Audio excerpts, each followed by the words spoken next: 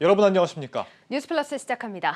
팬데믹과 함께 이어졌던 제로금리 시대가 막을 내렸습니다. 한국은행 금융통화위원회가 기준금리를 연 0.75%에서 1%로 올렸습니다. 이주열 한국은행 총재는 물가 흐름을 볼 때 여전히 기준금리가 낮다면서 추가 인상 가능성도 내비쳤습니다. 강미선 기자입니다.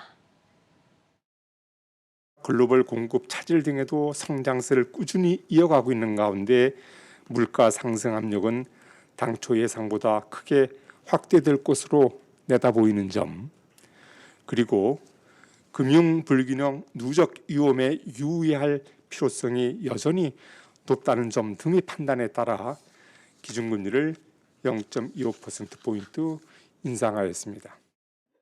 한국은행이 기준금리를 연 1%로 인상했습니다. 코로나 충격을 막기 위해 이어온 제로금리 시대가 1년 8개월 만에 막을 내린 겁니다. 3%까지 치솟은 물가와 1,800조 원대에 달하는 가계빚을 고려할 때 금리 인상을 더 미룰 수 없다는 점이 금리 인상의 배경이 됐습니다. 물가 상승에 대한 우려는 통화정책 방향문 문구 수정을 통해 경계감을 더욱 강화했습니다. 이어 소비자 물가 상승률 전망치도 2.1에서 2.3%로 올려잡았습니다. 성장과 물가 흐름을 보며 내년 1분기 금리 인상 가능성까지 시사했습니다. 1, 4분기 인상을 저희들은 배제할 필요는 없다고 봅니다. 지금 상황에서는 이례적으로 낮췄던 수준을 계속 끌고 갈 만한 명분은 지금 없는 겁니다. 최근에 성장 물가 오름세가 확대됐기 때문에 사실 통화 정책은 가만히만 있으면은 그 완화 정도는 점점 더 커지는 거거든요. 지금. 이와 함께 한국은행은 미 연준의 통화정책 스탠스를 고려해 국내 경제 상황에 맞는 금리 정책을 펼쳐나가겠다고 강조했습니다. 한국경제TV 강미선입니다. 네, 이주열 한국은행 총재가 내년 추가 금리 인상까지 시사하고 있는데 앞으로 우리 경제 주체들에게 어떤 영향을 미칠지 짚어보겠습니다. 정치경제부 전민정 기자 나와 있습니다. 정 기자, 이 한국은행이 석 달 만에 다시 이제 급박하게 금리를 올린 배경을 뭐라고 설명했습니까? 네, 어제 발표가 됐죠. 그 3분기 가계빚은 1,845조 원으로 석 달 새 37조 원 가까이 늘어 또 역대 최고치를 찍었습니다. 네. 지난달 소비자 물가도 이제 3.2%나 올라서 9년 9개월 만에 최고치를 기록했고요. 네, 여기에 부동산 가격 급등까지 저금리에 따른 금융 불균형 현상이 이어지고 있어서 이러한 부작용을 해소하기 위해 기준금리를 올려서 시중에 돈을 더 걷어들여야 한다는 게 한은의 판단이었습니다. 한은이 이제 시중 돈을 조금씩 걷어들여도 좋을 만큼 실물 경제 회복세가 탄탄해졌다고 인식한 점도 금리 인상의 주요 배경으로 점쳐집니다. 그동안 이주열 한은 총재도 지난 8월과 10월 금통위 직후 기자간담회와 지난달 15일 국정감사 등을 통해서 수차례 그 추가 금리 인상 가능성을 강력하게 시사했었죠. 네, 이번 금리 인상은 사실상 예견된 결과라고 할 수 있겠습니다. 사실 오늘의 관심은 금리 인상보다 이주열 총재의 발언에 있었죠. 시기를 단정할 수는 없지만 내년 1분기 인상 가능성도 배제할 수는 없다 이렇게 발언을 했는데 벌써 전문가들 사이에서는 언제 올릴 것이다 이런 예상들이 나오고 있다고요? 네, 저 시장 분위기는 벌써부터 내년 추가 금리 인상을 염두에 두고 있는데요. 저 11월 FOMC 의사록에서도 봤듯이 연준이 테이퍼링 진행 속도를 올리거나 금리 인상 시점을 앞당길 수 있다는 전망이 많아지고 있는데요. 아시다시피 미국과 우리나라의 금리 차가 적을 경우에 자본 유출이 우려가 되기 때문에 미 연준의 분위기에 맞춰서 한은도 선제 대응 차원에서 금리 인상의 속도를 낼 것이라는 겁니다. 여기에 내년에도 물가가 계속 오를 것이라는 점도 추가 인상의 배경으로 꼽힙니다. 그 내년 첫 기준금리는 내년 1월 14일 금통위에서 결정되는데요. 전문가들이 예측하는 가장 유력한 시나리오는 내년 1, 2월에 기준금리를 0.25%포인트 더 올리고 하반기에도 한두 차례 더 인상하는 겁니다. 만약 내년 추가 인상이 0.25%포인트씩 3번 이뤄진다면 최종적으로 기준금리는 1.75%가 되겠죠. 최근 자본시장연구원도 내년 경제전망 보고서에서 한은이 경기 상황에 따라 최소 2번 이상, 즉 3번까지 금리를 올릴 수 있다는 관측을 내놓기도 했습니다. 지난 8월에 올리고 11월에 올렸으니까 석 달 간격을 두고 또 올린다는 이런 예상도 해볼 수 있을 것 같고 말이죠. 자, 이렇게 이제 금리를 급격하게 올릴 경우에 개인들의 입장에서는 이자 부담이 상당히 좀 심각한 문제가 될 수도 있겠습니다. 네, 기준금리가 사실상 제로인 그 0.75%인 상황에서도 주택담보대출 최고금리는 연 5%를 넘어선 바 있는데요. 여기에 기준금리가 더 올랐으니 이제 주담대 6% 시대가 열리게 되는 겁니다. 문제는 앵커가 말한 대로 이자 부담이 더 높아진다는 점이겠죠. 한은은 지난 9월 금융안정 상황 보고서에서 기준금리가 지난해 말에 비해 0.5%포인트 오르면, 즉 1%까지 오르면 가계의 연간 이자 부담은 5조 8천억 원 더 늘어날 것으로 추산했는데요. 이렇게 되면 대출자 1인당 연 이자 부담도 지난해 말 271만 원에서 301만 원으로 30만 원이나 불어나게 됩니다. 네, 금리 인상이 부담되는 것은 개인만이 아닌데요. 시장에서는 기업 부채 문제도 우리 경제를 흔들 뇌관이 될 수 있다는 우려를 내놓고 있습니다. 네, 2분기 기준으로 우리나라의 GDP 대비 기업 부채 비율은 115%인데요. 전 세계 국가 중 5위로 1년 새 7.1%포인트나 뛰었습니다.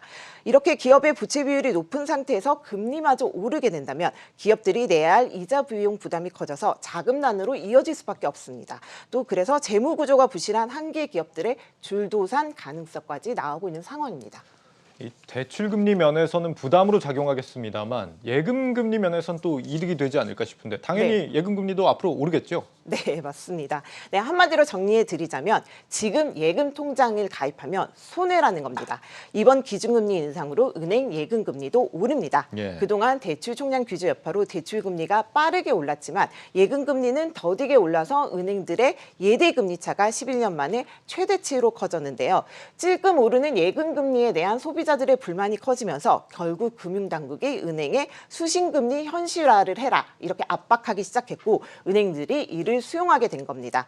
오늘 기준금리 인상에 맞춰서 하나은행과 우리은행이 곧바로 예적금 금리를 최고 0.4%포인트 인상하기로 했는데요. 예. 하지만 앞서 얘기했다시피 대출금리 역시 이제 가파르게 오르고 있는 상황에서 예대금리 격차 해소를 이제 직접 체감하기는 어려워 보입니다. 뭐 아마 조금 더 시차를 두고 예금금리도 오르긴 하겠지만 그마저도 이제 달가운 수준은 아니다라는 얘기고 네.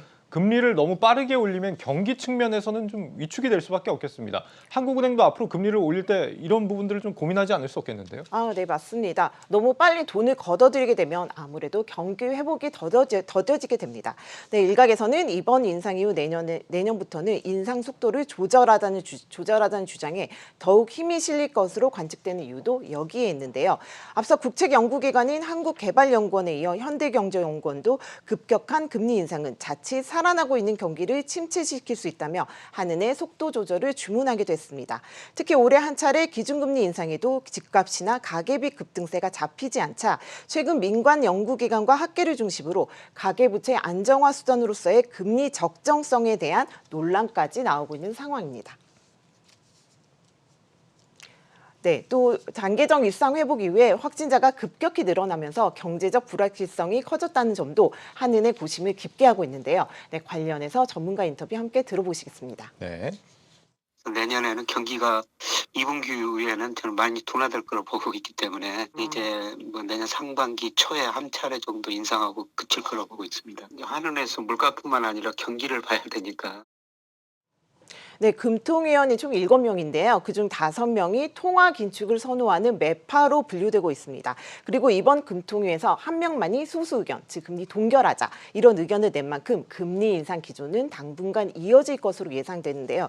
하지만 이주열 총재 임기가 끝나는 내년 3월 말 이후에 통화 정책은 여전히 안개 속이라고 할 수 있겠습니다. 네, 빨리 안 올리면 물가가 고민이고 빨리 올리면 경기가 고민인데 인플레가 이대로 조금 진정되기를 좀 기다려 봐야겠습니다. 전민정 기자였습니다. 잘 들었습니다.